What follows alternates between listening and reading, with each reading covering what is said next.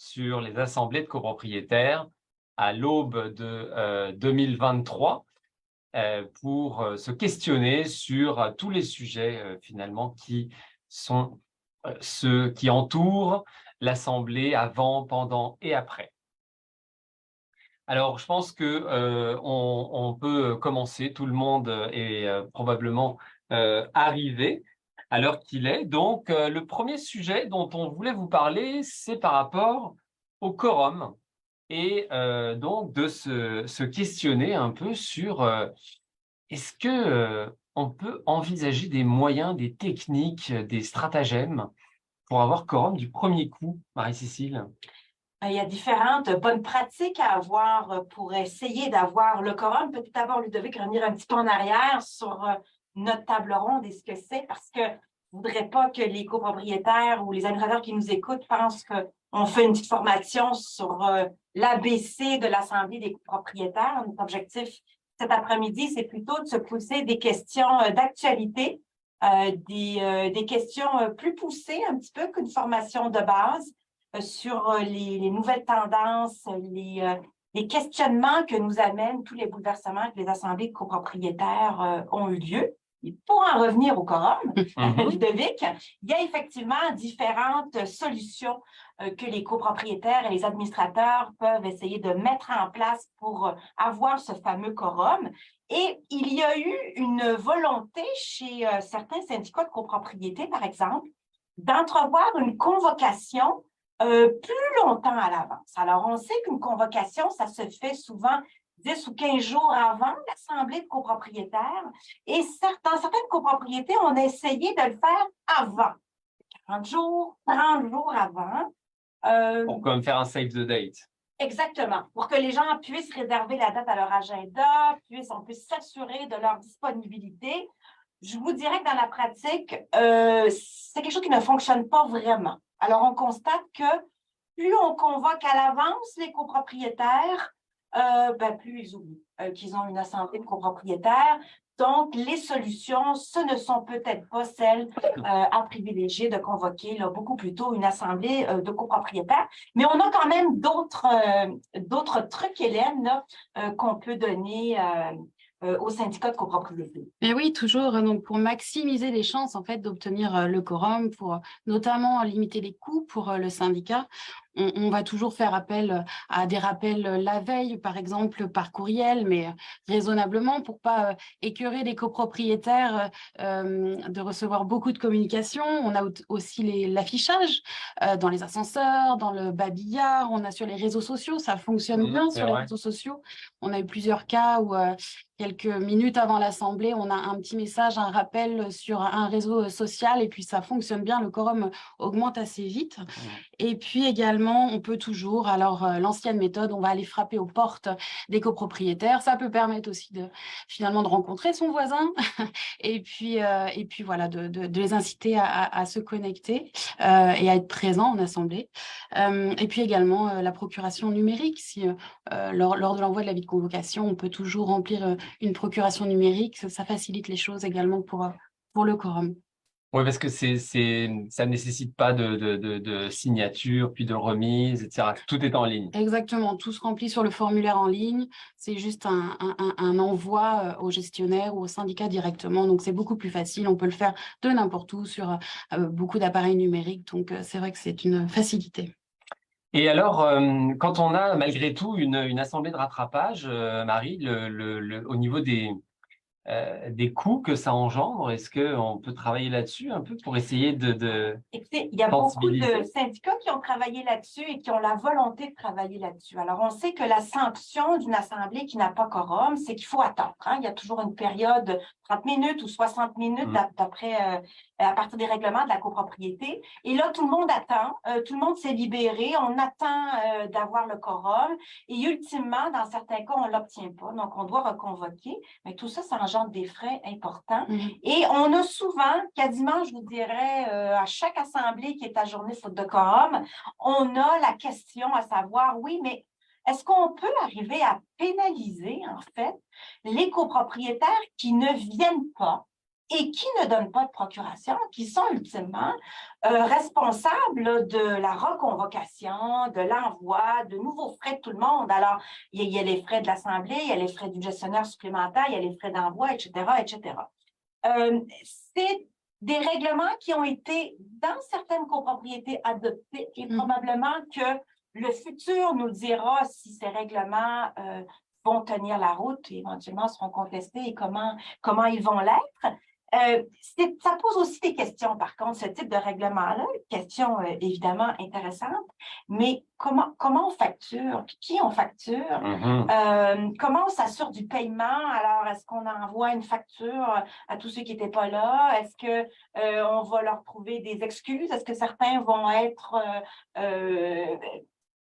privés de payer parce qu'ils ont une bonne raison de ne pas être là.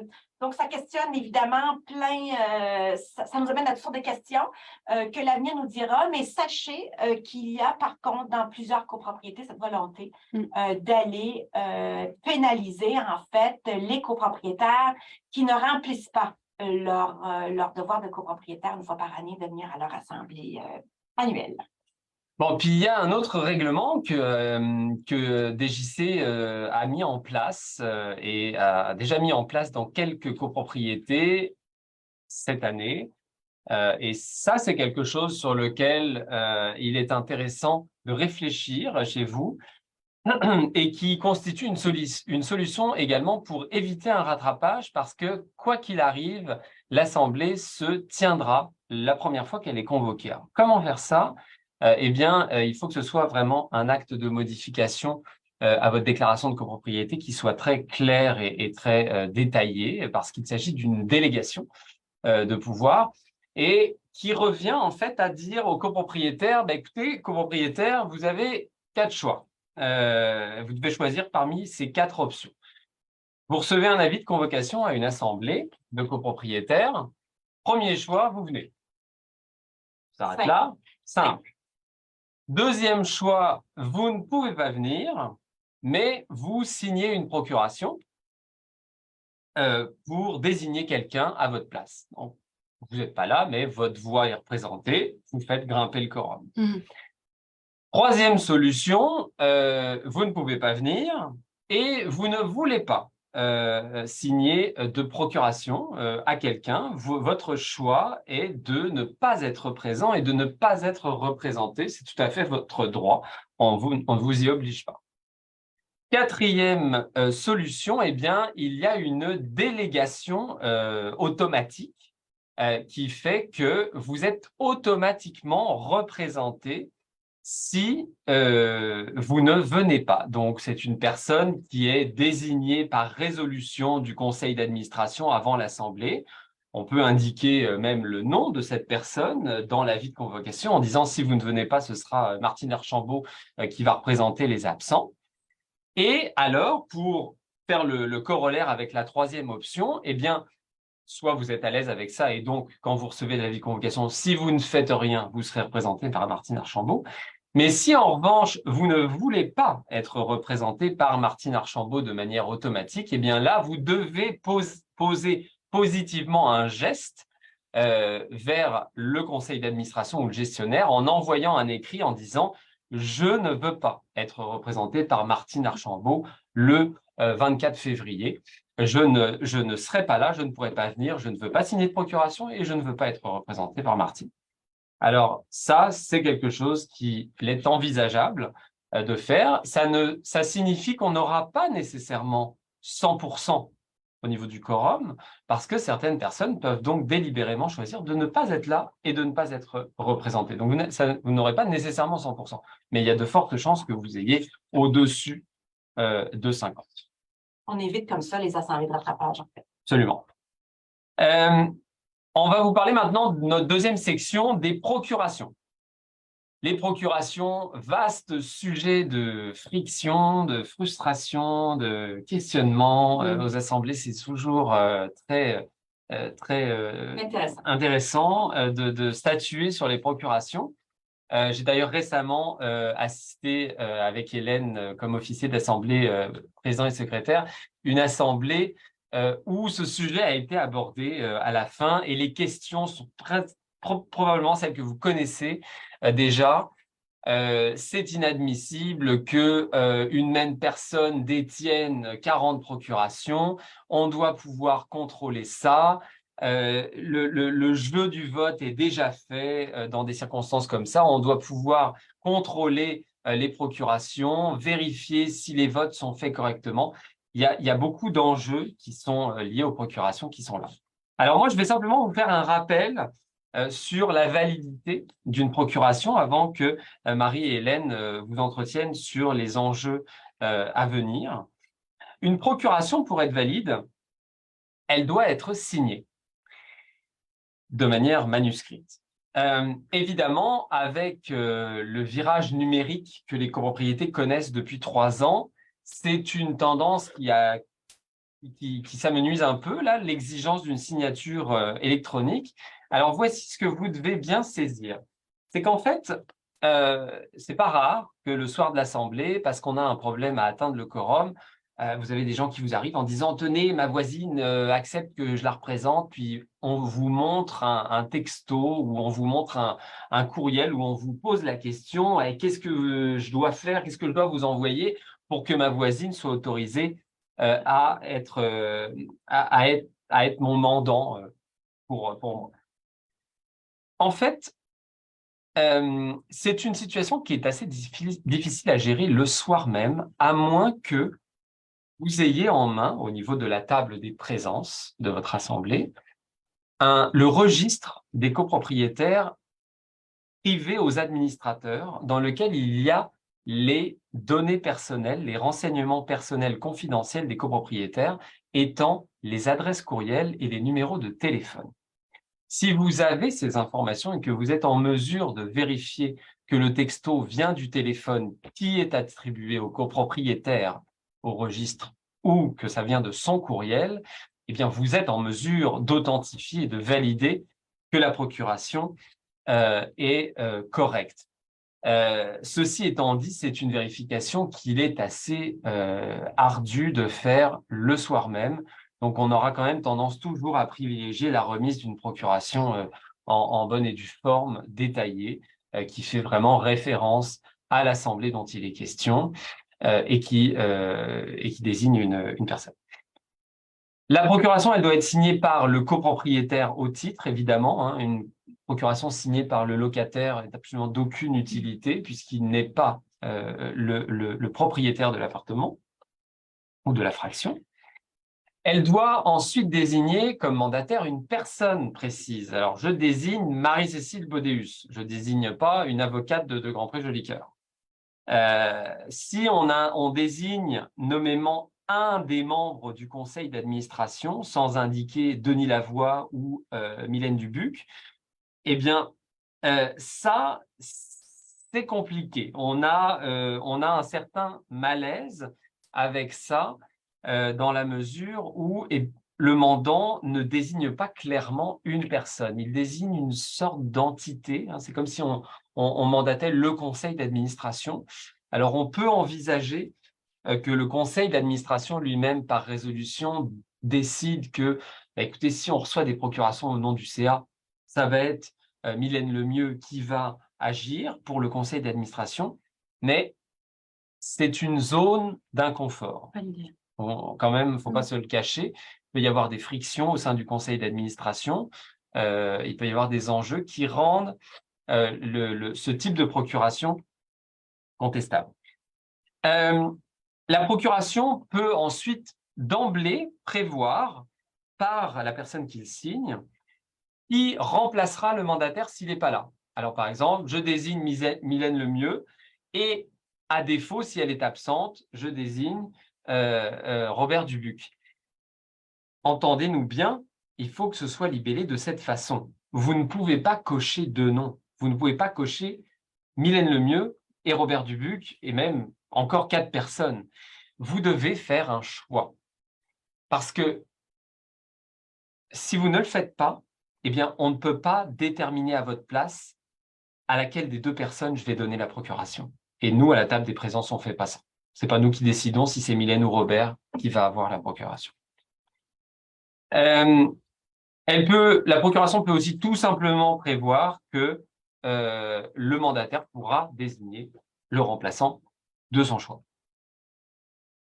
Et finalement, la procuration, eh bien, pour être valide, sachez qu'elle peut être reçue, envoyée et reçue en tout temps, même pendant l'Assemblée. On voit dans les vieilles déclarations des clauses qui disent que il faut remettre la procuration au moins 48 heures avant l'Assemblée. Ça, ce sont des clauses qui étaient rédigées du temps où on n'avait pas d'ordinateur et où donc la préparation de l'Assemblée nécessitait un certain temps d'études, d'analyse, de réception de ce genre de documents. Maintenant, aujourd'hui, comme le disait Hélène plus tôt, on a des systèmes de procuration numérique sur les plateformes d'assemblée virtuelle qui fait en sorte que ça devient complètement non pertinent de prévoir des délais de remise des procurations si ce n'est pour prévoir qui va contrôler l'Assemblée. Or, ça, ce n'est pas pertinent et ce n'est pas quelque chose qui doit être vérifié avant une Assemblée. Alors, j'arrive. Oui, je me remets dans le bon un, pour souligner ta capacité à trouver des noms comme ça. Oui, non. Mais deux, sur la question des procurations dirigées. Alors, on ne va pas se le cacher, en copropriété, surtout dans les copropriétés en eau trouble, hein, ou qui passent une petite situation de crise, on a souvent, dans les jours précédant la tenue de l'Assemblée, cette petite course aux procurations, là, où on a toujours certains copropriétaires plus avenants que d'autres qui vont frapper aux portes, requérir les procurations, puis il y a comme un malaise à ça, à ce que des personnes accumulent un nombre important de procurations. Malaise, mais pas illégalité. Il n'y a rien d'illégal à ce qu'une personne détienne et même sollicite des procurations. C'est ce qu'on va appeler les procurations dirigées à ce moment-là. Un propriétaire va donner les voix qu'il représente à une personne en particulier. Et rien n'empêche qu'elle soit motivée de toutes sortes de façons. Rien n'empêche qu'elle la donne à telle ou telle personne et que cette personne-là soit copropriétaire, non copropriétaire ou administrateur. L'idéal, dans le monde idéal, c'est que ce copropriétaire-là puisse donner sa voix à quelqu'un d'autre qui n'est pas administrateur de la copropriété, parce qu'ultimement, l'assemblée annuelle, c'est le moment de l'année où les administrateurs rendent compte de leur administration et où ils reçoivent ou non la confiance des copropriétaires pour la prochaine année, hein, parce qu'il y a une élection à la fin de cette assemblée annuelle. Donc, le malaise se poursuit si ce sont ces mêmes administrateurs-là qui détiennent à eux seuls quasiment toutes les voix. Donc, c'est un petit peu comme si on faisait une assemblée pour rien. Parce qu'on rend compte de quelque chose en sachant déjà le résultat qu'on va avoir à l'élection du conseil d'administration, qui pourtant est le dernier point de l'assemblée. Mais encore là, peut-être malaisant, mais pas illégal pour le conseil d'obtenir ces procurations. Et c'est quelque chose qu'on ne peut pas éviter parce que bien souvent, et particulièrement dans le monde dans lequel on est, on ne connaît pas nos voisins. On ne sait pas qui sont les voisins, on n'a pas forcément d'amis dans notre copropriété. Et les seules personnes qu'on connaît, ne serait-ce que de nom, ce sont nos administrateurs. Et on est donc tenté, quand on veut donner notre procuration, à la donner à un des membres du conseil d'administration. C'est peut-être une culture à changer, c'est peut-être aussi une façon de l'expliquer aux nouveaux copropriétaires qui arrivent dans une copropriété, l'importance de donner ses votes et sa représentativité à quelqu'un qui va en faire bon escient durant l'assemblée des copropriétaires. Puis alors, Hélène, est-ce que on est finalement obligé à chaque année d'aller tenter de rechercher des procurations pour tout le monde ou il y a des moyens de… Non, c'est ça. Donc, souvent, on peut oublier d'aller vérifier dans le registre de la copropriété les procurations permanentes qui ont été données antérieurement par certains copropriétaires. Donc, ça peut être un plus également, notamment pour le quorum. Et puis, c'est souvent des procurations qui ont été signées dès le début par le copropriétaire et qui sont sont valables donc de manière permanente et qui vont être complémentaires finalement aux procurations qui ont été signées pour l'Assemblée annuelle. Alors, il peut y avoir des procurations avec des instructions de vote, donc ça, c'est ce dont tu vas nous parler. C'est moi ou c'est Marie-Thérèse. L'un ou l'autre. Alors, les instructions de vote. Les instructions de vote, Qu'est-ce c'est que quelque chose d'extraordinaire. que ça donne? J'aime beaucoup ce véhicule. Puis, une chose pour moi est de plus en plus populaire. Alors, ce n'est pas simplement une procuration qu'on va donner. Donc, moi, je ne suis pas bonne dans inventer des noms, donc je vais prendre ton cas, Hélène. Donc, ce n'est pas juste une procuration que donne Hélène pour la représenter à une assemblée, mais elle donne également à son mandataire des instructions précises quant à des votes, donc quant à des points spécifiques qui vont être traités lors de l'Assemblée des copropriétaires. Mettons les bornes de recharge. Mettons les bornes de recharge, mettons les détecteurs de d'eau, mettons le règlement qui vient empêcher d'avoir des chiens, qui vient changer la location. Écoute, t'es pas bonne sur les noms, mais sur les votes, pas de possible. Ça permet donc au copropriétaire qui ne peut être présent de participer de façon beaucoup plus proactive à son assemblée de copropriétaires parce qu'il dit, ben, je ne suis pas là, mais voilà comment j'aurais voté, comment je veux que mon mandataire vote. Alors, évidemment, un superbe véhicule, véhicule qui permet de donner des instructions sur les votes de l'Assemblée ou juste sur certains d'entre eux. C'est possible de dire, ben en fait, moi, sur tout ce que j'ai vu de l'Assemblée, il y a juste ce point-là que j'ai envie de donner des instructions spécifiques. Pour les autres, je laisse mon mandataire le décider. Donc, les instructions peuvent être spécifiques ou elles peuvent toucher tous les points de l'Assemblée. Rien n'empêche non plus un copropriétaire de lui-même indiquer ses instructions sur la procuration. Donc, il n'a pas besoin de recevoir une procuration avec déjà des cases établies si le conseil d'administration ne l'a pas fait. Donc, il peut volontairement donner ses instructions. Maintenant, le conseil peut également prévoir cette option dans le formulaire standard de procuration qu'il envoie. Et là, évidemment, il y a des conseils d'administration qui sont plus futés que d'autres et qui vont mettre le choix, mais comment dire, en incitant un peu le choix de la réponse. Quasiment, ce serait bien que tu votes oui, parce que sinon, on va peut-être te menacer de quelque chose. Ça, c'est très mauvais. Donc, il faut faire attention quand on permet de donner des instructions. Il ne faut pas qu'il y ait… ça doit rester neutre. Il faut que ça reste neutre. Donc, c'est oui, c'est non. On n'a pas besoin là, de faire une incitation quelconque ou de peut-être prévoir au copropriétaire que s'il vote non, il sait qu'il ne vote pas correctement. Les incitatifs, par exemple, avec l'impact financier. Voilà, par exemple. Alors, si les instructions de vote, ça devrait être oui ou non sans permettre d'influencer. Autre question que ça amène, ces procurations avec instruction de vote, c'est la responsabilité des officiers de l'Assemblée et du mandataire. Parce que je vous explique ce qui peut arriver et ce qu'on voit arriver, parce qu'encore là, toutes sortes de monde dans nos copropriétés. Je reçois donc une procuration avec instruction de vote qui me dit, je veux qu'au point 3, tu votes oui. J'arrive au point 3 et je vote non. Pas par erreur, là, parce que j'ai décidé que c'était non. Ils refusent de suivre les instructions. C'est tant pis pour les instructions que m'ont donné mon mandat. Alors, la question s'est posée à savoir, est-ce que les officiers d'Assemblée, donc le président d'Assemblée ou même le secrétaire d'Assemblée, a des vérifications quelconques à faire s'il y a des instructions de vote qui apparaissent à la procuration? En d'autres termes, c'est qui est responsable de voir à ce que les instructions de vote soient respectées? La réponse à ça, bien écoutez, ce n'est pas les officiers de l'Assemblée, c'est le mandataire et le mandat.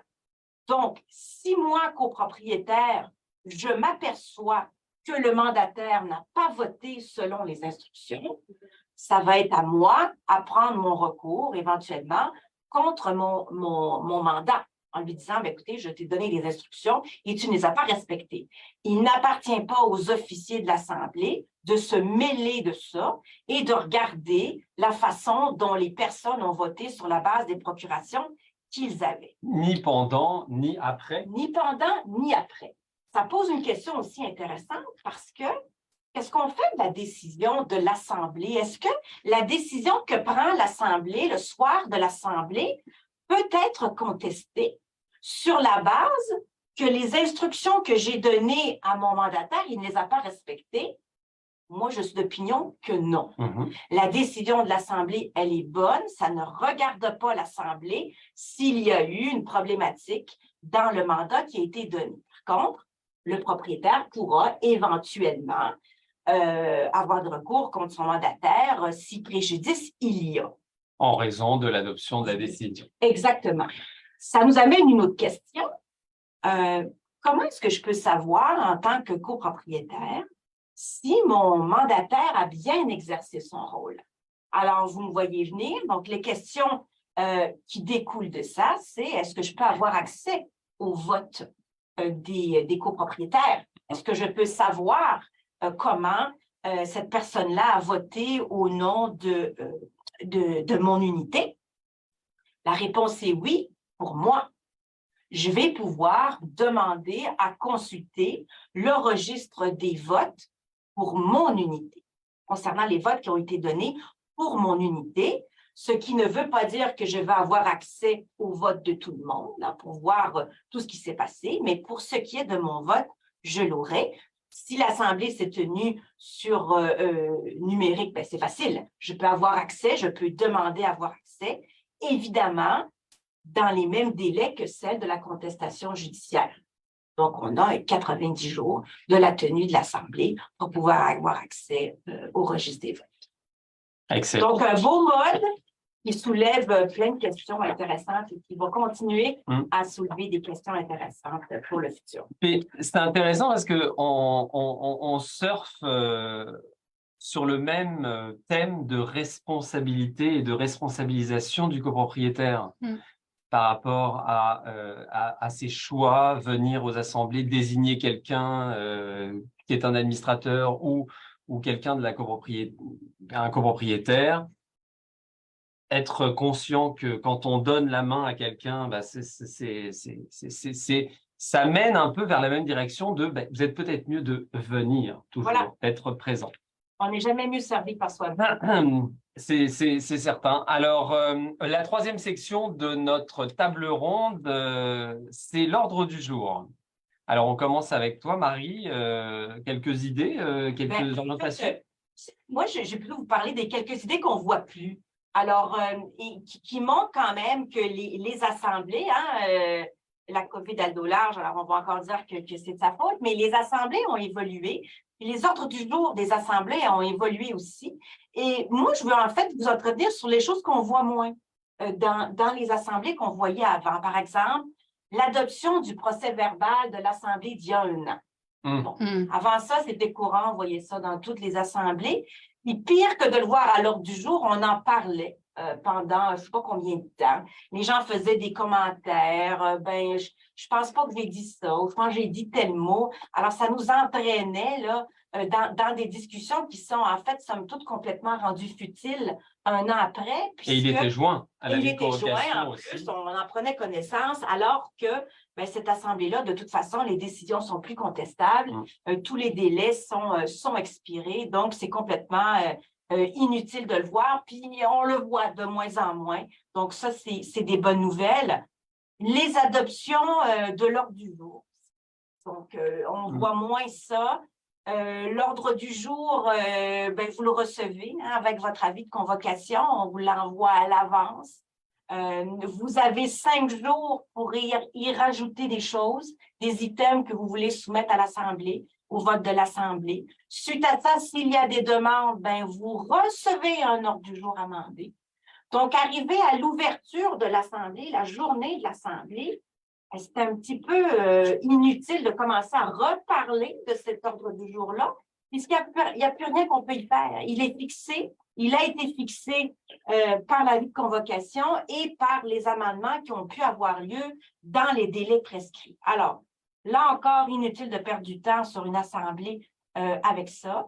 Et je vous dirais que à commencer à l'adopter puis à passer point par point, c'est peut-être pas la solution à retenir. Toi, Marie, je sais que tu n'es pas une adepte même de le lire lors du jour. Non.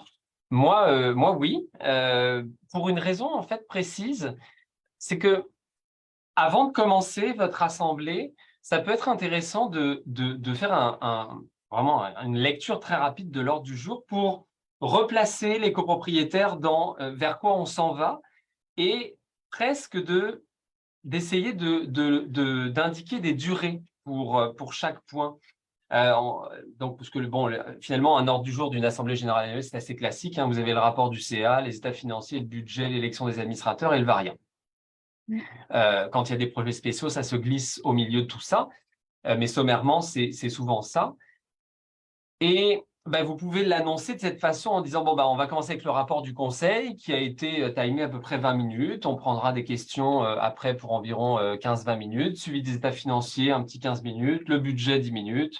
Et l'élection des administrateurs prendra pas plus que 5-10 minutes. On va avoir fini à 21h. Et là, une fois que vous déposez ça, les gens ont une perspective, ont une heure de fin. Puis plus on s'en rapproche, plus dans les échanges, il va y avoir une sorte de respect mutuel ou de respect global, en tout cas d'une grande majorité, qu'on a un engagement de finir à une heure donnée.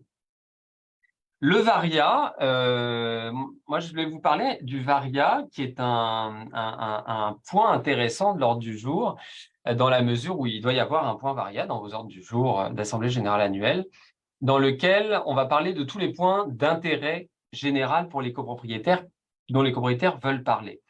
Alors, on tombe pas vraiment dans l'exigence d'envoyer ça dans les 5 jours de la réception de l'ordre du jour, parce que ce n'est pas un point qui nécessite un vote, donc qui n'est pas de la compétence de l'Assemblée. Alors, somme toute, vous pourriez recevoir des demandes de parler de points au varia, même rendus au varia. Dans les grandes copropriétés, ça peut être quand même assez compliqué parce que il peut y avoir beaucoup de monde. Tu sais, quand vous avez 150, 200 personnes dans la salle, ça peut être très long de créer une sorte d'open bar rendu à 21h12 à une assemblée qui a commencé à 18h. Donc, il y a des suggestions pour ça. Une des suggestions, c'est dès le début de l'assemblée, lors de la lecture de l'ordre du jour, de demander quels sont les points dont les gens voudront parler au varia et vous fermez après. Mais globalement, de manière plus macro, en fait, notre suggestion, c'est d'avoir un rapport du conseil d'administration suffisamment complet pour adresser toutes les préoccupations que vous savez avoir dans l'immeuble avec les plaintes que vous avez reçues des copropriétaires.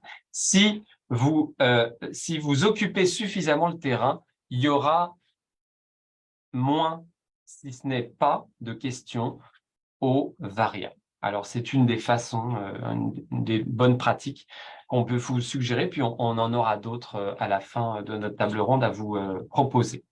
Alors, Hélène, toi, tu veux nous parler de, justement, quels sont les points primordiaux à mettre dans votre ordre du jour? Alors, les points primordiaux, on l'a dit tout à l'heure, c'est bien évidemment les états financiers, le budget. On voit moins maintenant l'adoption du budget, on parle de consultation des copropriétaires. Les états financiers, on ne voit plus non plus l'adoption des états financiers, voire plus, sauf erreur de ma part, on ne le voit plus.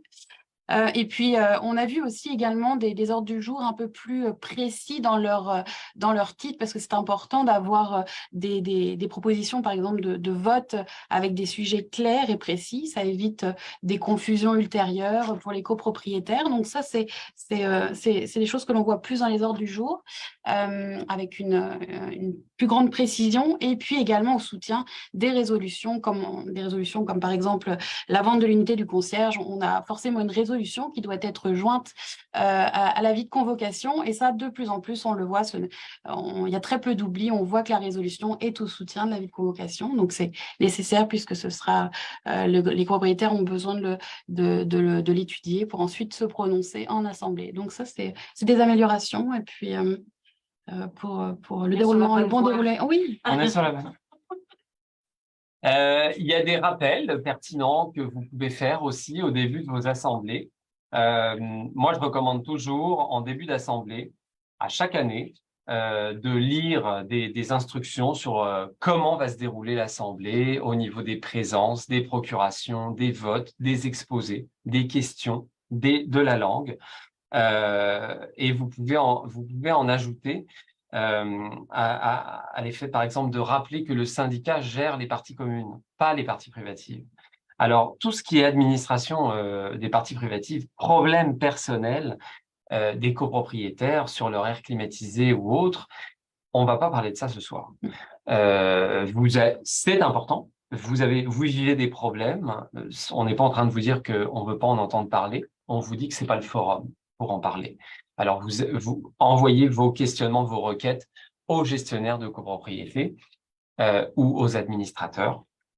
Mais ce soir, pour l'Assemblée des copropriétaires, on va s'en tenir à l'administration des parties communes. Soyez pas avares d'une belle introduction à votre assemblée, de rappeler que le président est là pour assurer le respect puis la courtoisie entre tout le monde, que vous ne tolérerez pas des fusions. Faut vraiment pas être avare de ça. L'introduction et les règles peuvent prendre entre 5 et 10 minutes, c'est bien correct. Parce que ça va, croyez-moi, vous permettre d'éteindre déjà des feux qui vont vous prendre plus de temps sur l'ensemble de l'Assemblée. Dernière recommandation qu'on peut vous faire, c'est de garder ça simple, votre ordre du jour, et d'éviter le surbooking, comme dans les avions, parce que le surbooking d'ordre du jour, c'est pas une bonne technique. Ça peut, en fait, si vous avez beaucoup de choses à traiter et à voter, ça peut même être plus intéressant de faire 2 assemblées dans l'année au lieu d'une, ou même 3, pourquoi pas. Mais rappelez-vous toujours que vous, sur le conseil d'administration, vous êtes au courant de tous les dossiers. Ça fait 1 an que vous êtes avec les ingénieurs électriques sur les bandes de recharge. Ça fait 6 mois que vous êtes en discussion avec l'entreprise pour le système anti-fuite. Ça fait 2 ans et demi que vous entendez parler de ce problème de cession de parties communes sur l'aménagement paysager qui est derrière. Vous maîtrisez là. Et que vous dites, vous pouvez avoir tendance à vous dire, bah, on va mettre ça à l'Assemblée, c'est facile, on sait, on va pouvoir le présenter facilement. Ben oui, mais non, vous allez peut-être pouvoir le présenter facilement, mais en face, ils vont pas le comprendre facilement, nécessairement, parce que vous l'exprimez facilement. Il y a des choses qui ont besoin de décanter chez les copropriétaires. Si les copropriétaires, c'est la première fois de leur vie qu'ils entendent parler de ce projet-là, soyez pas du tout assurés qu'ils vont voter oui à votre projet de bande de recharge, votre projet de fuite d'eau, puis la cession de la partie commune. Ils ont besoin de digérer les informations. Alors, d'autant plus si des fois l'heure est tardive, quand on arrive vers 21h, 22h, quand on a des gros projets comme ça, parfois, ça peut être compliqué. Et en fait, vous vous exposez tout simplement à un non à votre projet. Les gens vont être tellement tannés que soit ils vont voter contre, soit ils vont s'abstenir parce qu'ils savent pas quoi vous dire. Et là, bah, vous vous retrouvez avec un non à votre projet, alors que si vous en aviez fait une assemblée spéciale, ça aurait été un gros oui. Puis on l'a vu plusieurs fois avec Hélène, ça dans les 2 années qui viennent de s'écouler, sur les bornes de recharge. On a eu plusieurs dossiers où les bornes de recharge ne sont pas passées parce qu'elles ont été présentées à la va-vite en AGA.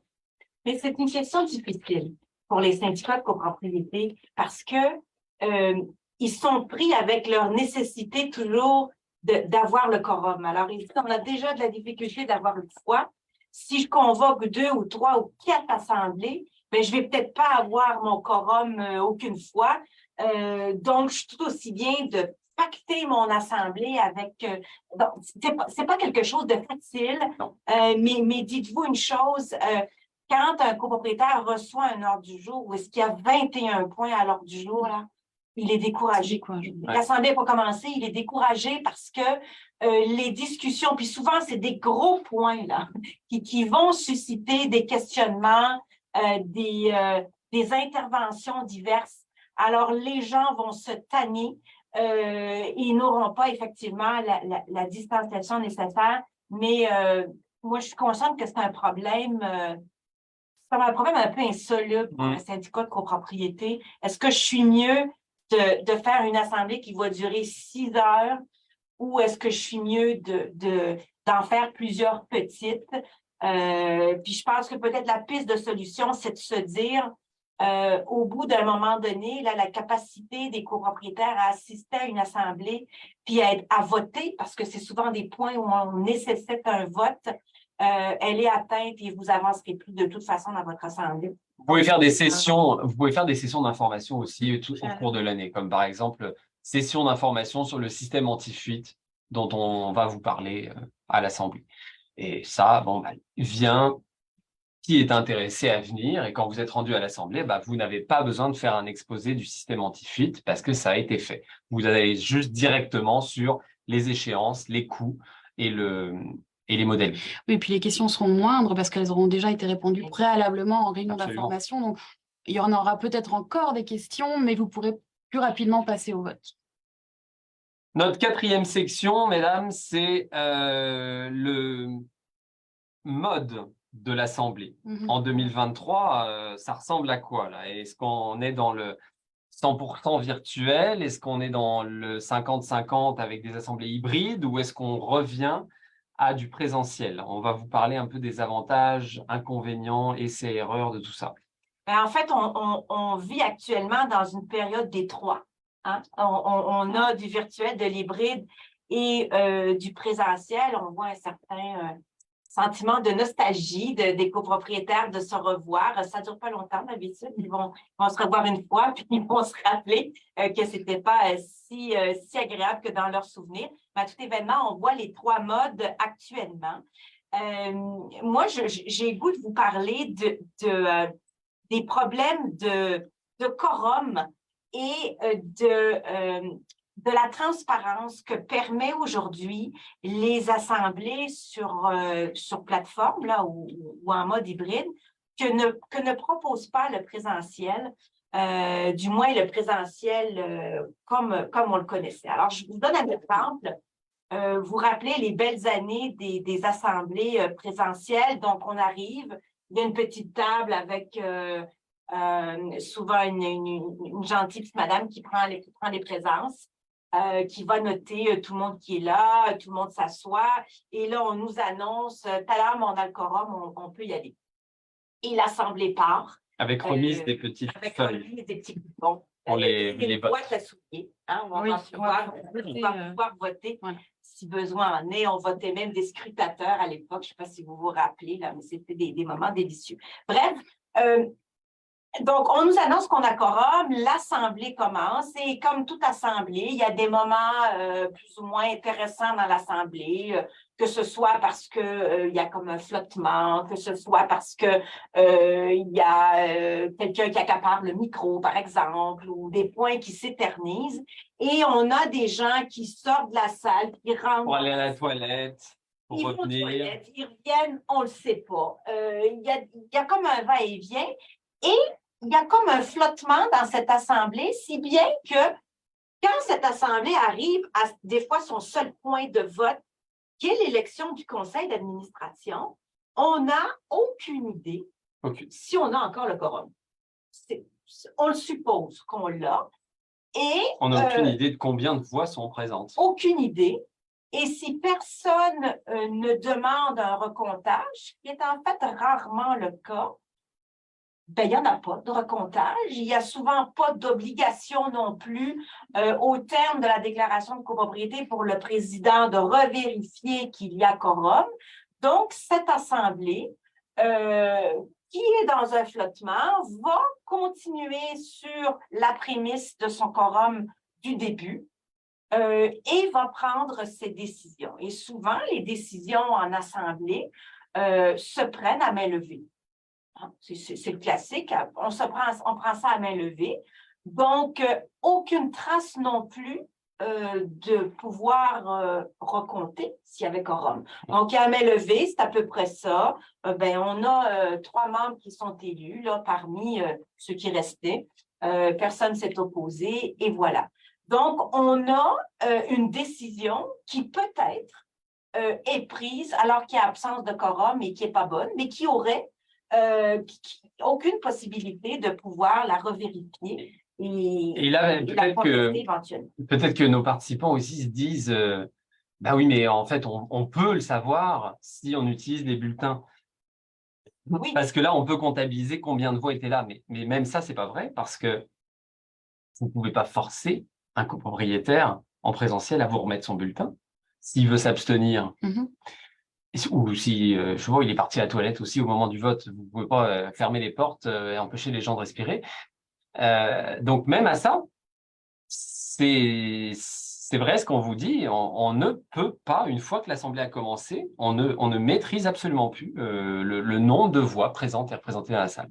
Et ça, quand vous passez des gros votes, là, pour refonte de déclaration ou autre, à 75%, bah, c'est un problème. C'est un grave problème qui n'existe pas dans une version de numérique, puisque le quorum, il est accessible en tout temps. Hein, on voit, on le voit, on voit qu'on l'atteint, on voit qu'on le perd. Puis pour être sûr qu'on voit bien, ben, il tombe rouge quand on le perd. Fait qu'on ne peut vraiment pas dire qu'on ne l'a pas vu. Donc, la question d'une assemblée qui perdrait quorum, ben, automatiquement, c'est visible. On sait qu'on n'a plus quorum, mais on sait aussi qu'on ne peut plus procéder avec la prise de décision. Donc, ça permet une meilleure transparence. Ça permet aussi d'éviter des questions. Est-ce qu'on a encore quorum? Est-ce que, des questions qui pourraient mettre en responsabilité, en fait, le président de l'Assemblée ou les officiers qui sont là pour s'assurer de la légalité d'une Assemblée. Alors, c'est quand même là, certes, un avantage très intéressant au niveau de permettre aux copropriétaires et aux syndicats, en fait, de s'assurer que les décisions sont prises et que ce qui a été dit est pris à l'Assemblée est la bonne décision, a obtenu les bonnes voix et permet par la suite de prendre des décisions qui en découlent. Parce qu'effectivement, le virtuel permet d'éviter d'avoir une table de sortie dans une salle que vous auriez en présentiel, parce que la déconnexion enregistre automatiquement la sortie du copropriétaire.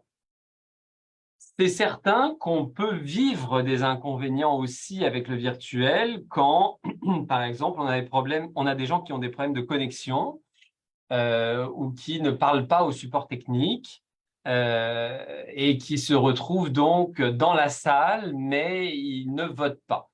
Alors là, on peut se demander, est-ce que la personne ne vote pas parce qu'elle ne veut pas voter ou est-ce que la personne ne vote pas parce qu'elle a un problème? Bon, ça, est-ce que c'est vraiment un enjeu? On ne pense pas. Parce que déjà, vous pouvez prévoir des bulletins de vote numériques en indiquant pour, contre ou abstention ou je m'abstiens. C'est quelque chose qui est possible de faire si vous voulez parer à cet enjeu-là. Donc là, je veux dire, il n'y a pas une personne qui veut s'abstenir, elle ne va pas juste pas voter, elle va poser un geste. Ensuite, vous avez toujours un support technique sur une plateforme d'assemblée virtuelle, normalement. Ça, il faut le demander quand vous réservez. Et donc, la personne qui vit un enjeu technique, elle a un moyen à sa disposition très simple, direct, gratuit, rapide, de corriger son problème. Si elle ne le fait pas, on revient à la responsabilisation du copropriétaire, de dire, écoutez, si vous ne le faites pas, vous ne le faites pas. Oui, en effet, le participant d'une assemblée virtuelle doit aussi s'assurer avant l'assemblée d'avoir un équipement adéquat. La plupart du temps, il va recevoir des instructions. Donc, lire ces instructions, s'assurer qu'il est sur le bon appareil, qu'il a un casque, qu'il a un micro qui fonctionne. Donc ça facilite aussi la prise de parole en assemblée. Il peut faire aussi des tests au préalable, donc de micro, de caméra. Et puis, comme disait Ludovic, donc le support technique, c'est quand même même une des clés de la réussite d'une assemblée virtuelle. Si on a un problème, on appelle le support et puis on s'assure de pouvoir voter, participer. Concernant la question virtuelle, hybride ou présentielle, ça dépend aussi, je pense, de la copropriété. Les petites copropriétés, on peut préférer le présentiel pour l'aspect plus convivial. Ça peut être plus agréable de se retrouver dans une salle communautaire, mais également, on peut aussi utiliser une plateforme, une visioconférence plus simple, moins formelle pour les copropriétaires, pour qu'ils soient plus à l'aise. Voilà. Et on arrive à notre dernière section, qui est la traduction simultanée. Alors, Hélène, quel est l'intérêt, a priori, d'avoir une traduction simultanée dans une... Alors, c'est vrai que dans une assemblée avec une traduction simultanée, ça peut être un petit peu lourd pour les copropriétaires parce qu'on va avoir un président d'assemblée qui va commencer à parler dans une langue et puis qui va devoir traduire dans une autre. Donc, il va présenter 2 fois la même chose. Donc, au-delà même de la fatigue, je pense au président d'assemblée qui a déjà un rôle important, qui va devoir traduire 2 fois. Ça peut être un petit peu lourd. Et puis aussi, il faut probablement des personnes quand même qui sont aptes à traduire sur le vif, qui peuvent. On peut pas, je pense, se permettre d'une traduction approximative, imparfaite. Parfois, ça peut avoir des conséquences quand même importantes sur le déroulement de l'Assemblée, sur les votes. D'ailleurs, tu peux nous dire, les traducteurs certifiés oui, donc, là, il est tout seul ou ils sont plusieurs? Ils sont 2. Alors, c'est une compagnie de traducteurs professionnels. Ils sont 2. Ils se relaient aux 30 minutes parce que c'est quand même, comme on disait, il y a quand même de la fatigue. Donc, aux 30 minutes, on a une nouvelle personne qui traduit et puis ça permet au président de l'Assemblée d'être déchargé de cela et puis d'être vraiment concentré sur son Assemblée. Alors, on peut aussi avoir, on peut envisager une sorte de chat pour la traduction. Oui, peut-être, on a vu ça sur certaines plateformes qui sont proposées. Mais nous, on est d'opinion que le chat, c'est vraiment une mauvaise avenue. En fait, pour ceux qui ne savent pas exactement ce que c'est, vous avez le chat qui est la messagerie instantanée entre les copropriétaires. Alors ça, c'est complètement à bannir, là, parce que vous avez jamais vu ça dans une assemblée présentielle, hein, les copropriétaires qui se parlent entre eux à grande échelle, ça n'a aucun sens. Mais vous avez aussi une traduction écrite automatisée. Donc, je parle français et live, en direct, ça inscrit une bande de texte en dessous de traduction automatisée. Alors, ça donne un résultat hasardeux, dépendant de la diction de la personne. Et surtout, eh bien, vous n'êtes pas en train d'offrir le même service aux copropriétaires que vous essayez de toucher. Donc, les copropriétaires qui parlent la langue dans laquelle l'Assemblée se tient, eh bien, ils ont droit à un énoncé d'une personne qui parle, donc au niveau des oreilles. Et là, la personne qui a besoin de la traduction dans la langue qui est traduite dans la version automatisée, eh bien, elle est mieux de pas être aveugle parce que c'est uniquement sur l'écran qu'on peut le lire en tout petit. Donc, on doit concentrer ses efforts sur une traduction qui, en plus, n'est clairement pas du tout authentique et conforme à l'intégralité des propos. Alors, nous, sur la plateforme d'assemblée virtuelle, on a décidé de proposer une traduction simultanée, c'est-à-dire vous avez un traducteur qui est entendu et qui traduit en direct les propos du président d'assemblée. Et ça, c'est quelque chose qui définitivement va faciliter la compréhension de tous les copropriétaires, particulièrement les allophones, c'est-à-dire ceux qui ne parlent ni la langue du président, ni la langue traduite, et sont par exemple de communautés plus isolées ou plus minoritaires. Eh bien, ces personnes-là, si vous proposez un président d'assemblée, comme disait Hélène, qui fait les 2 langues back à back, pas facile du tout à comprendre, là, parce que la personne n'est familière ni avec l'une ni avec l'autre. Et si la voix qui sort est de la même personne, c'est pas du tout facile à comprendre. C'est aussi une solution qui va éviter les frustrations des copropriétaires qui ne comprennent pas, et parce que vous visez une copropriété qui va être plus en santé. Si vous tenez des assemblées de copropriétaires où vous vous arrangez pour que toute la communauté comprenne ce qui se passe et ce qui se dit. Alors ça, c'est gagnant pour le conseil d'administration parce qu'il se retrouve avec une communauté de résidents qui sont plus aptes à suivre ce que le conseil d'administration fait, les projets qui sont mis en place, et ils s'achètent une certaine paix, notamment pour le respect des règlements d'immeubles, si tout le monde comprend pourquoi on demande les choses qu'on demande aux copropriétaires à l'intérieur de l'immeuble. Alors évidemment, ça a quand même un inconvénient d'envisager un produit aussi élaboré. Ben, l'inconvénient, c'est les coûts. C'est là. Hein, c'est toujours le nerf de la guerre en copropriété, c'est des frais, combien ça coûte. Et j'apprécie que vous m'ayez laissé la section qui c'est qui va payer, puis à qui qu'on va demander ça. Alors, ben, parfait, je vais me mouiller avec ma position. Ben, alors, qui va payer? Ben, d'abord, c'est un service là, c'est le syndicat au départ qui va retenir ce service dans le cadre de son assemblée.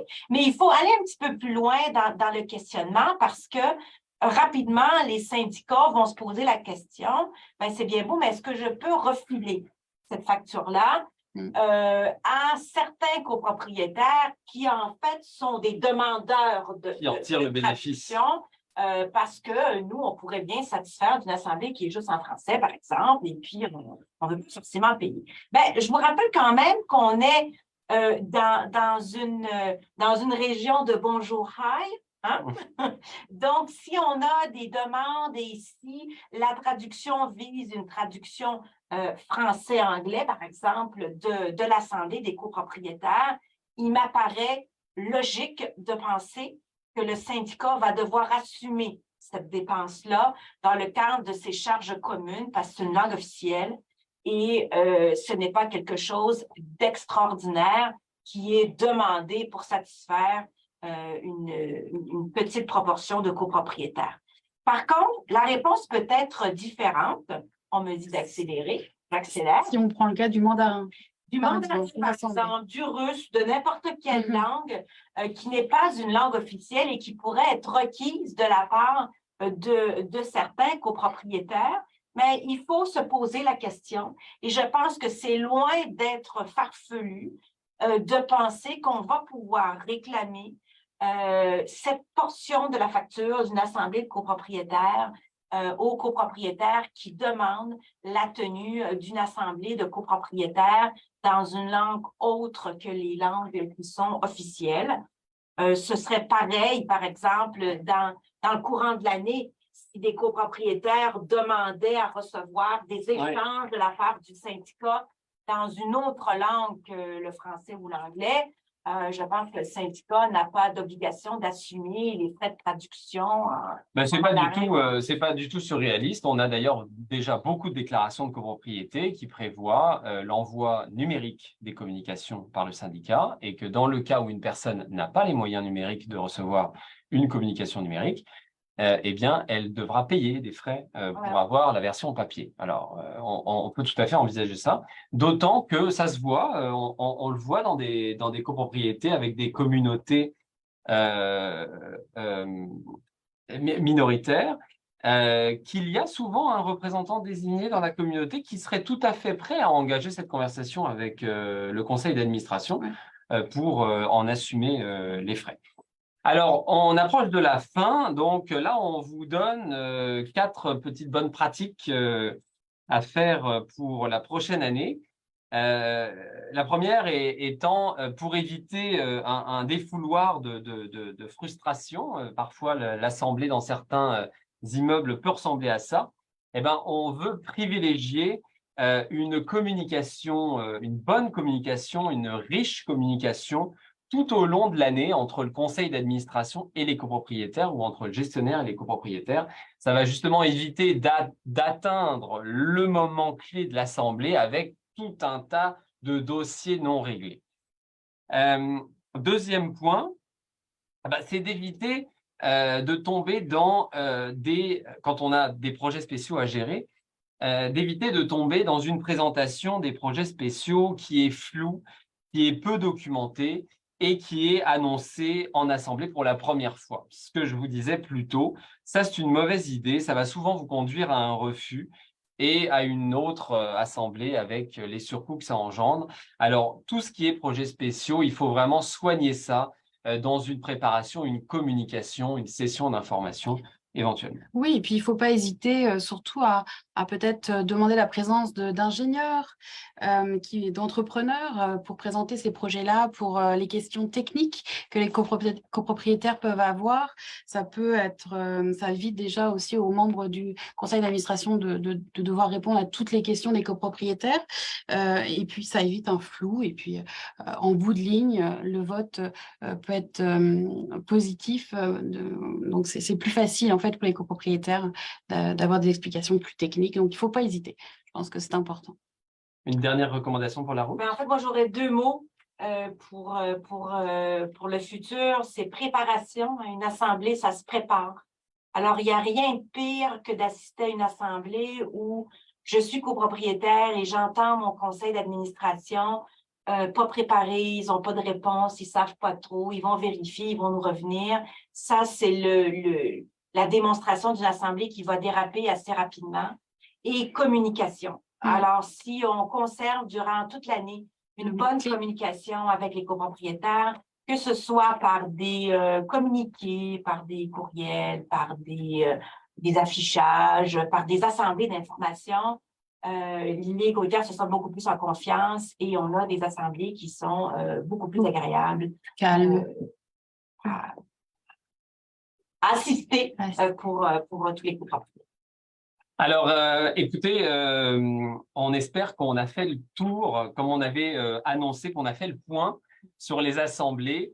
Avec Marie et Hélène, et d'autres professionnels de notre bureau, on est sur le front là, des assemblées virtuelles depuis presque 3 ans. On a tenu notre 1000e hier soir, justement. C'est un drôle de hasard. 1001e ce soir. Donc, on a vu beaucoup de choses là sur les 3 dernières années au niveau des assemblées virtuelles. On a essayé de vous faire un condensé de ce qui nous a le plus interpellé.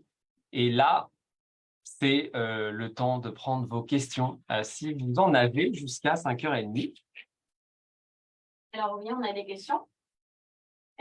Pour l'instant, on en a 8. Donc, je vais commencer avec la première. Une procuration est donnée à un mandataire. Le mandataire a une urgence et il ne peut pas se présenter. Le mandataire peut-il donner cette procuration à une autre personne en rayant son nom sur la procuration?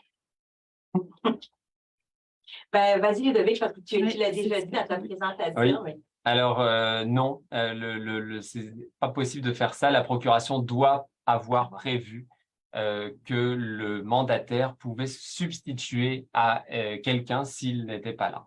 Et ça, Hélène, elle peut vous raconter toutes sortes d'histoires aux tables des présences où elle leur dit non et ils le font quand même devant toi. Ou alors une procuration non signée.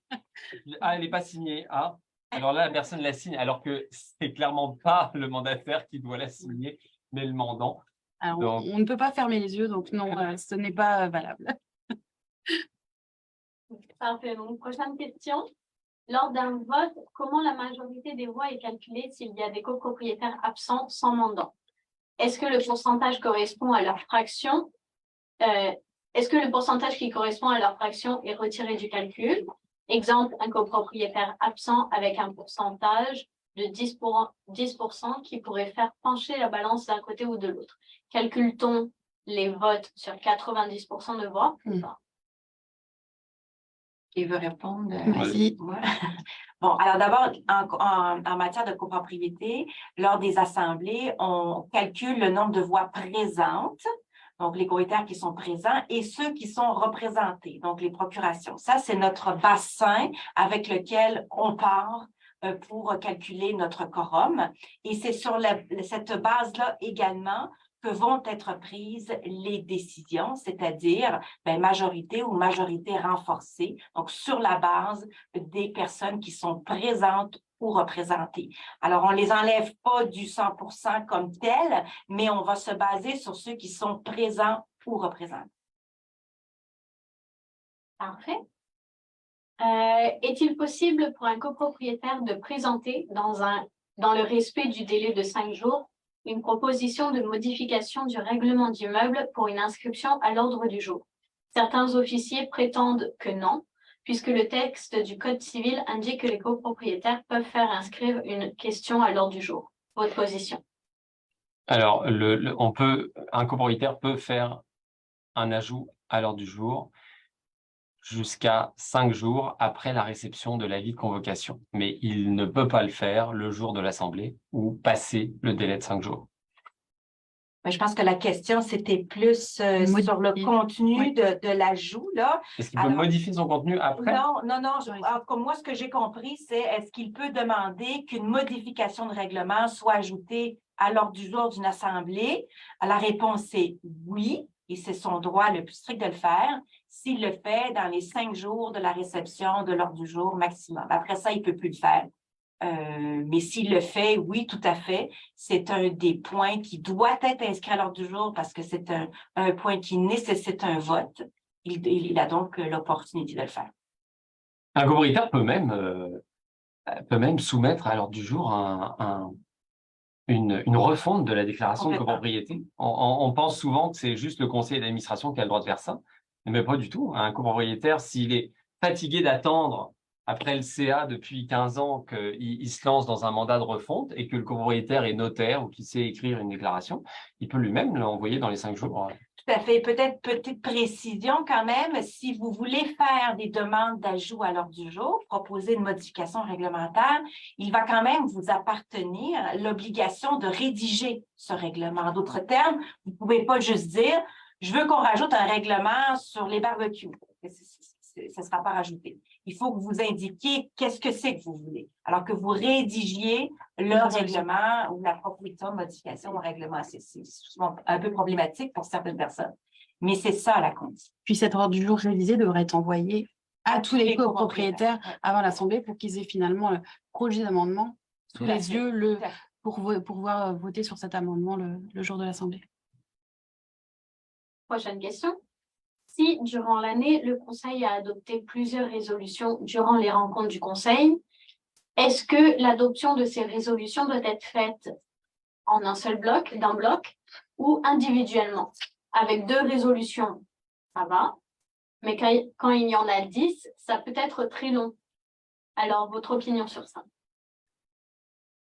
Les résolutions du Conseil. Oui, alors ça, c'est qu'est-ce qui relève du Conseil, qu'est-ce qui relève de l'Assemblée? Oui. En fait, probablement, quelqu'un parle il y a encore beaucoup d'immeubles où on considère que le Conseil peut adopter beaucoup de règlements qui s'apparentent à des règlements de gestion ou il y en a même qui le font pour des règlements d'immeubles et qui sont ensuite ratifiés par l'Assemblée subséquente. Et parfois même, le projet de résolution du CA indique que c'est adopté par le CA, mais que ça n'entrera en vigueur que lors de l'Assemblée. Personnellement, je trouve que c'est beaucoup de bureaucratie et de formalisme pour pas grand-chose. Ce qu'il faut faire surtout, c'est que le projet de résolution qui vise un règlement doit se retrouver dans l'avis de convocation à l'Assemblée. Si vous voulez le faire adopter par le CA pour entériner que le CA, dans son ensemble, a accepté que ce projet soit déposé à l'avis de convocation, c'est possible, mais ce n'est pas du tout obligatoire. Et donc, une fois que l'avis de convocation est envoyé, à l'Assemblée, on vote sur ce projet de résolution, qui est un règlement, et voilà. C'est vrai pour les résolutions visant des modifications réglementaires. Absolument. Mais toutes les autres résolutions que le Conseil a pu prendre durant l'année ne sont pas... Il peut y en avoir plein, comme par exemple l'ouverture... prenons les politiques. Parce que la loi de plus en plus, des lois imposent l'adoption par les personnes morales, dont les syndicats de copropriété font partie, de politiques. Vous avez eu en 2007 la politique sur le harcèlement au milieu de travail, quand le syndicat des employés. Vous avez bientôt, en septembre, une politique sur la protection des renseignements personnels. Ça, c'est pas des politiques qui relèvent du règlement de l'immeuble en tant que tel.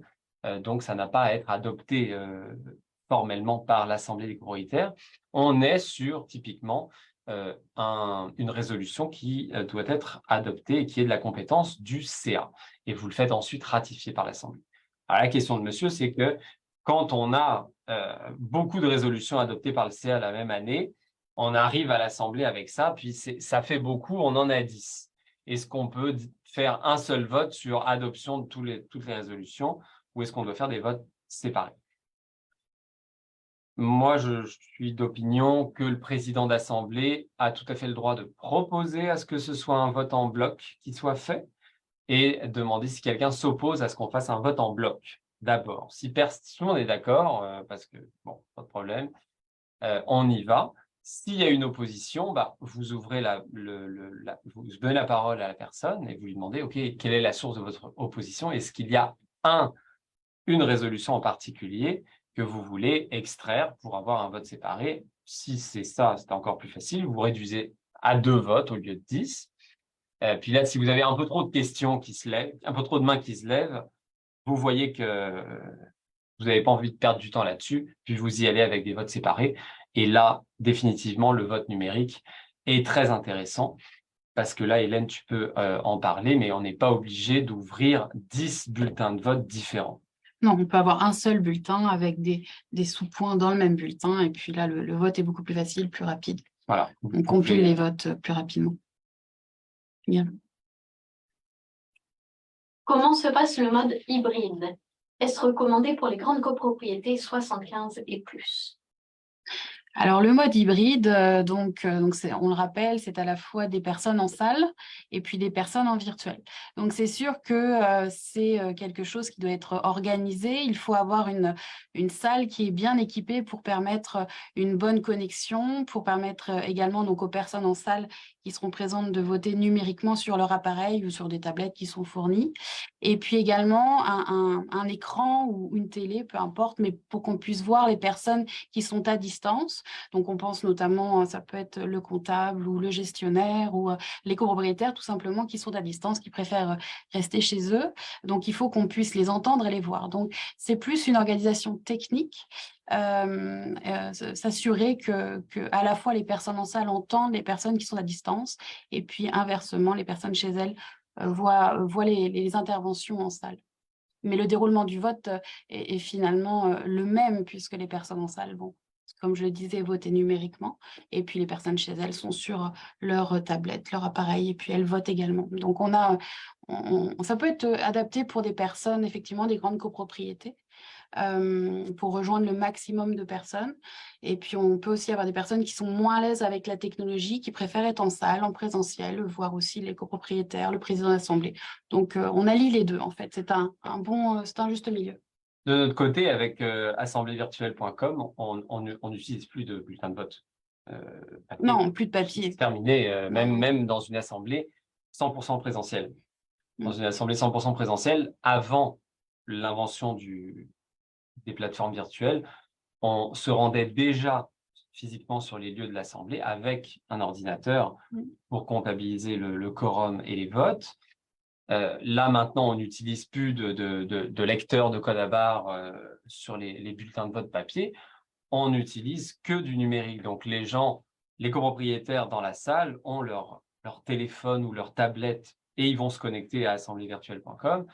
Et s'ils n'ont pas ça, il n'y a aucun problème. On a. À la table, on a des tablettes. Oui, et puis on est là pour aider les personnes qui sont un peu moins à l'aise. Donc, pour voter. Mais les bulletins de vote papier, c'est... Non, on garde l'aspect virtuel, en fait, la rapidité du vote. Donc, c'est très appréciable. Et puis, même moins de papier, c'est encore mieux pour la planète. Et pour les micros. Et pour les micros. Super. Donc, prochaine question par rapport au projet de loi 96. Pourquoi? Qu'est-ce que c'est? Qu'est-ce que c'est? Puis qu'est-ce que ça dit sur la langue dans laquelle les réunions de l'Assemblée doivent se tenir? Ah, le français. Ça, c'est assurément avec la loi 96. La loi 96 a amené des changements majeurs sur l'utilisation du français dans les copropriétés, au niveau du registre de la copropriété, des documents qu'il doit y avoir au registre de la copropriété, des communications, et particulièrement avis d'infraction, mise en demeure, qui doivent être envoyés aux copropriétaires. Mais les gens le savent encore peu. Hein. C'est pas quelque chose qui a été extrêmement relayé encore, ça va venir. Mais il y a des obligations vraiment incroyables qui sont arrivées avec cette loi 96. Et évidemment, on ne peut plus nier que la langue officielle qu'est le français au Québec puisse être mise de côté dans les assemblées de copropriétaires. Ceci étant dit, eh bien, malheureusement, vous avez encore des communautés de copropriétaires. Moi, quand on a préparé notre table ronde, moi, personnellement, ça fait bien longtemps que je n'ai pas tenu une assemblée qu'en anglais parce que personne ne sollicitait ça. Mais apparemment, il y a encore des immeubles où tout le monde, tous les intervenants parlent anglais, assez peu, hein, on ne va pas se le cacher quand même, c'est peut-être Il y en a, là. 2-5% des cas. Mais ça arrive. Alors, dans des cas comme ça, il faut essayer d'insister, de pousser pour quand même que le français soit représenté. Mais moi, je suis tout de même confiant parce que dans toutes les copropriétés, toutes les assemblées que j'ai fait depuis un bon 2 ans, j'ai jamais eu de l'unilingue anglais. Donc, c'est de plus en plus rare. C'est parce que tu me les as toutes raffinées. Pourtant, non, c'est clairement pas un choix délibéré avec personne. Alors, on va continuer avec la prochaine question. Souvent, c'est le gestionnaire qui préside la réunion. Est-ce qu'il ou elle a le droit de passer des commentaires pendant la réunion ou la personne doit demeurer neutre? Ça, c'est intéressant comme question. D'abord, il faut à la base vérifier si le gestionnaire se qualifie pour être président d'assemblée parce que dans bien des déclarations de copropriété, il y a des conditions. Donc, on va demander que le président ne soit ni gestionnaire ni administrateur, par exemple, pour conserver cet aspect de neutralité. Donc, ça, c'est la première des choses à faire. Maintenant, admettons qu'il est il remplit les conditions pour être président d'assemblée et qu'il est élu à ce titre-là, puisque le président d'assemblée doit être élu. Il doit conserver, dans le cadre du rôle qu'il mène de président d'assemblée, une neutralité.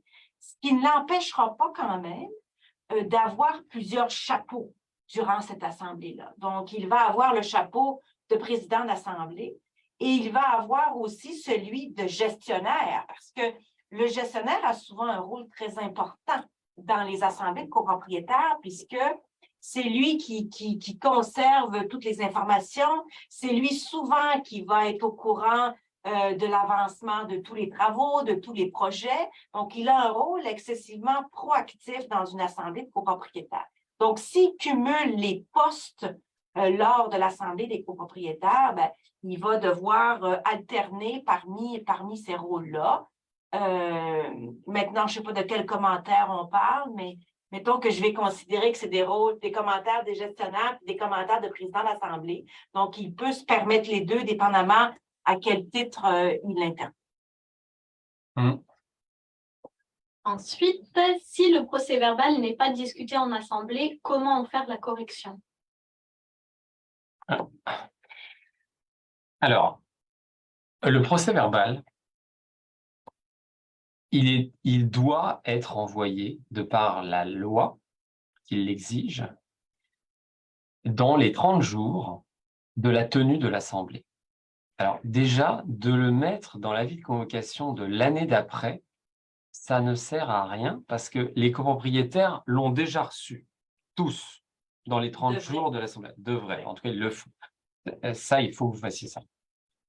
Donc, au moment où ils le reçoivent, c'est le moment d'écrire au CA ou au gestionnaire en disant « Il y a une erreur dans le procès-verbal, vous m'attribuez un commentaire que j'ai dit alors que je n'étais pas là. » On parle de ce genre d'erreur. Hein. On n'ira pas corriger des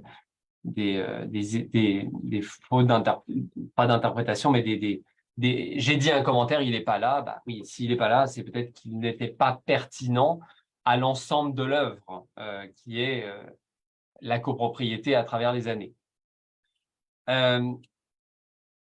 Ensuite, si vous voulez corriger un commentaire, bah, vous pouvez éventuellement le faire dans le procès-verbal de l'année d'après, si ça n'a pas été fait au moment où ça devait être fait, parce qu'au moins, il y aura un suivi année après année. Quand on sort les PV, bah, on voit que à l'année suivante, vous êtes intervenu soit au début, avant l'ordre du jour, soit au varia, en disant il y a une erreur dans le procès-verbal de l'année d'après.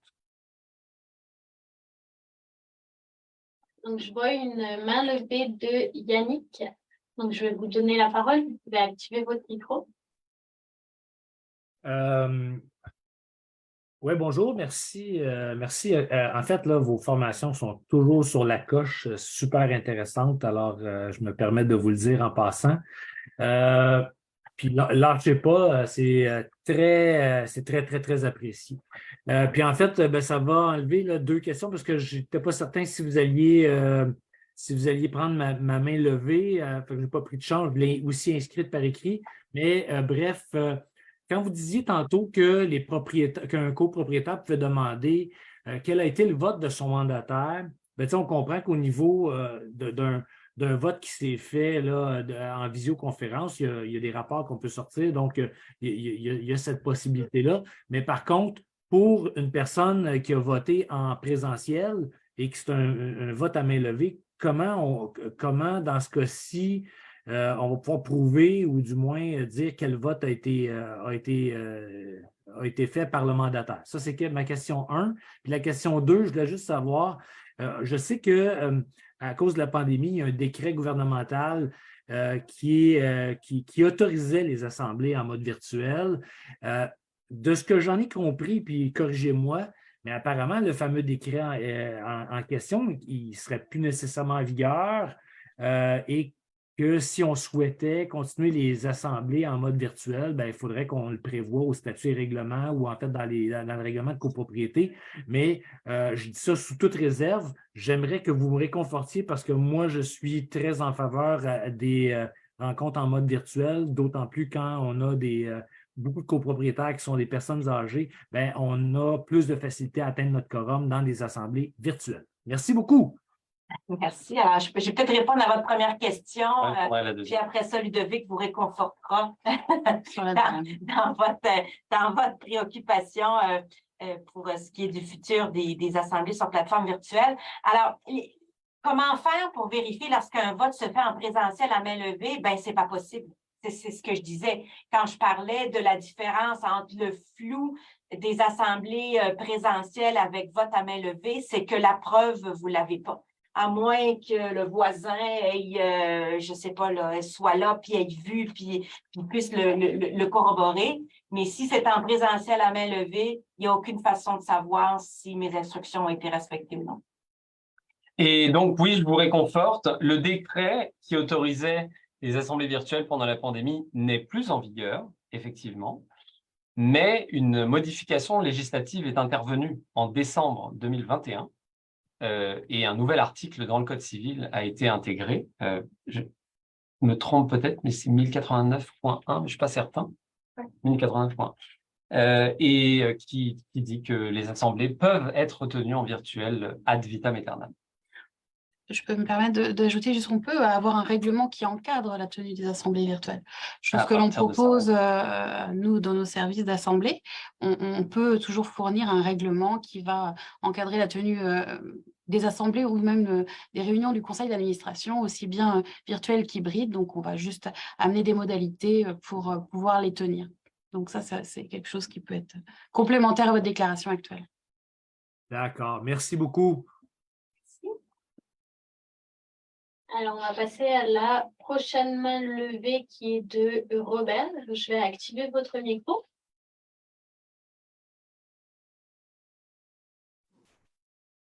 Oui, bonjour. Bonjour. Bonjour. Est-ce que vous m'entendez bien? Oui, très bien. Oui. Ah, excusez, oui, j'ai deux petites questions. La première, c'est concernant la rémunération des administrateurs. Si on aimerait, en fait, augmenter le montant dans la prochaine année, est-ce qu'il faut absolument que ça soit voté en Assemblée? Oui, Oui, qui veut répondre à ça? Vas-y. Alors, la rémunération des administrateurs, il faut que vous vérifiez dans votre déclaration de copropriété. Des fois, des dispositions spécifiques à cet effet-là, mais à tout événement, elles devraient à tout le moins être prévues effectivement au budget pour que ça puisse être discuté lors de l'Assemblée des copropriétaires. Si vous n'avez pas de dispositions spécifiques dans votre déclaration de copropriété, mais il n'appartient pas au conseil de s'auto-décréter une rémunération par la suite. donc je comprends bien, il faut que ça soit voté en Assemblée s'il n'y a pas rien qui parle de ça dans la déclaration de copropriété. Exact. Est-ce qu'il faut une proposition Exact. écrite? OK. Le budget. Le budget, ouais, le budget faut souvent. Ça peut être un vote à main levée, là. Oui. Ben, en fait, vous savez, si vous n'avez pas d'obligation spécifique dans votre déclaration de copropriété, cet item-là va se retrouver au budget proposé. Puis, comme vous le savez, le budget n'a pas de vote, là. Il a une discussion, il y a une consultation sur ce vote-là ou un vote consultatif, mais il fera partie de l'item au budget. OK, excellent. Deuxième question. Nous sommes 3 administrateurs et les 3, à la prochaine Assemblée, on veut continuer d'être administrateurs pour la prochaine année. J'ai su qu'il y avait 2 autres copropriétaires dans notre immeuble qui seraient également intéressés à faire partie du syndicat. Comment on gère ça? Parce que ça ne nous tente pas vraiment d'être 5 comme administrateurs. 3, ça va bien. Comment on gère une situation comme ça en Assemblée? De manière démocratique, c'est en faisant une élection. Une élection, oui. Vous êtes 5 candidats et il y a 3 postes à combler. Exact. Alors, je veux dire, si vous ne voulez pas modifier votre règlement d'immeuble pour avoir 5 administrateurs, il n'y a pas 36 solutions, il n'y en a qu'une seule. À l'Assemblée générale, vous arrivez, vous avez 5 candidats et vous avez 3 postes à combler, vous faites une élection. Et il faut que un candidat pour être élu doit atteindre 50% des suffrages. Si vous en avez 4 qui sont au-dessus de 50%, vous prenez les 3 premiers. Bon. Les 3 premiers qui ont plus de votes, vas-y? Oui, les 3 qui ont le plus de votes. OK. Voilà. Oui. OK. Si en revanche, vous êtes ouvert à être 5, eh bien, avant votre assemblée, dans l'avis de convocation, vous mettez une proposition de modification de votre règlement d'immeuble sur la composition du conseil d'administration pour passer de 3 à 5 ou pour passer de 3 à 5. OK. Et de cette Ouais. Vous comprenez la différence? En fait, si vous passez de 3 à 5, indéfiniment, les prochaines années, vous devrez être 5, mais vous pouvez passer en fait, à chaque année, avant l'élection des administrateurs, on va faire un vote sur le nombre d'administrateurs qu'on veut élire cette année. Et ce sera 3 ou ce sera 5. OK. Ça ne peut pas être fait au moment des élections qu'on décide, par exemple, on va passer une résolution pour passer de 3 à 5 administrateurs. Non, il faut que ce soit annoncé dans l'avis de convocation. Exact. OK. D'accord, parfait. Merci beaucoup. Ça répond à ma question. Merci beaucoup. Alors, il est le temps de nous quitter. Si vous avez des questions, et je suis sûr qu'il y en a plein, oui, vous allez recevoir des communications de nous. N'hésitez pas. Vous avez plein de moyens de nous rejoindre. Il y a sur notre site web, vous pouvez poser une question écrite à questioncondo@djclegal.com. Vous pouvez prendre une consultation juridique gratuite de 15 minutes. Il y a toutes sortes de plages horaires. Vous allez pouvoir parler à un avocat ou un notaire. Vous connaissez nos noms. Vous pouvez aussi nous trouver sur le site web et nous écrire et nous suivre un peu partout. Alors, c'était un plaisir de vous avoir. Moi, j'ai du plaisir. Merci. Et à bientôt. Au revoir. Merci.